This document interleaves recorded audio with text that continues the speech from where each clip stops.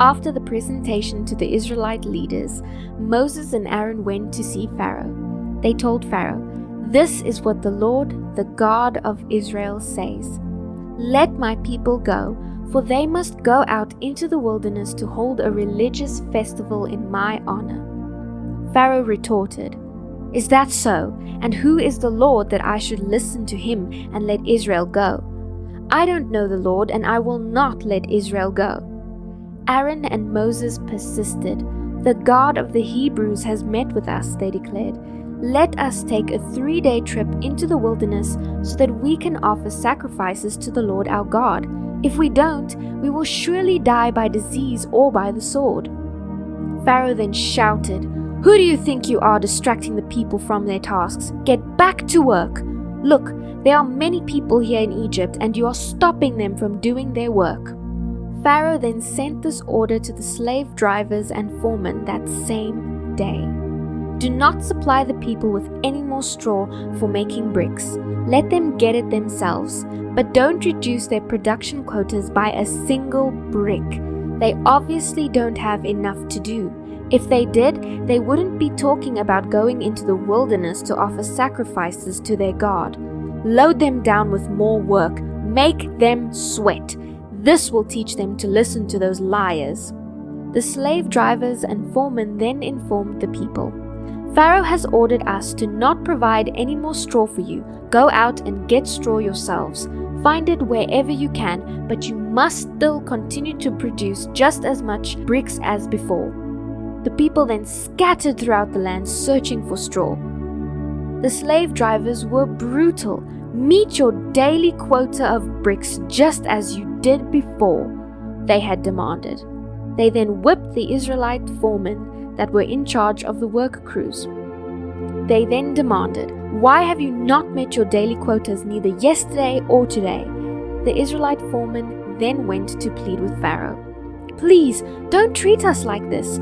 We are given no straw, but yet we are still told to make as many bricks as before.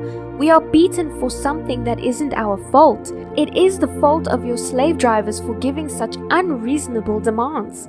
Pharaoh replied, "You obviously don't have enough to do. You're just lazy. If you had enough to do, you wouldn't be saying, 'Let us go so we can offer sacrifices to the Lord.' Now get back to work. No straw will be given to you, but you must still deliver the same amount of bricks."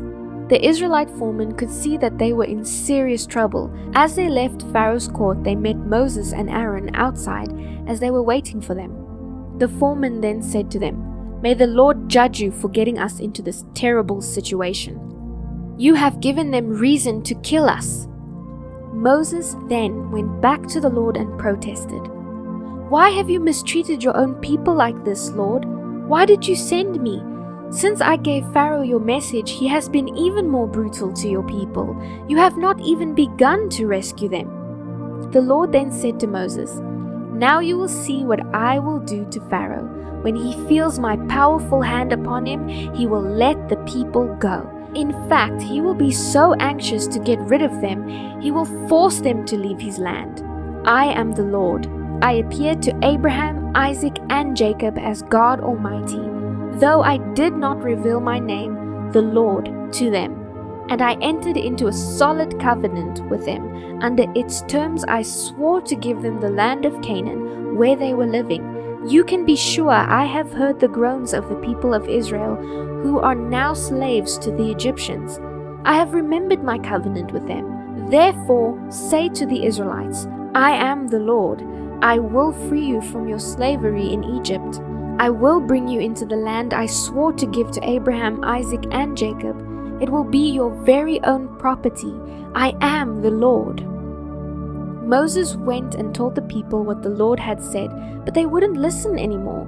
They had become too discouraged on the increasing burden of their slavery. The Lord then said to Moses, "Go back to Pharaoh and tell him to let the people of Israel leave Egypt." Moses objected, "But Lord, my own people won't listen to me anymore. How can I expect Pharaoh to listen to me? I'm no orator." The Lord then ordered Moses and Aaron to return to Pharaoh and demand he let the people of Israel leave Egypt.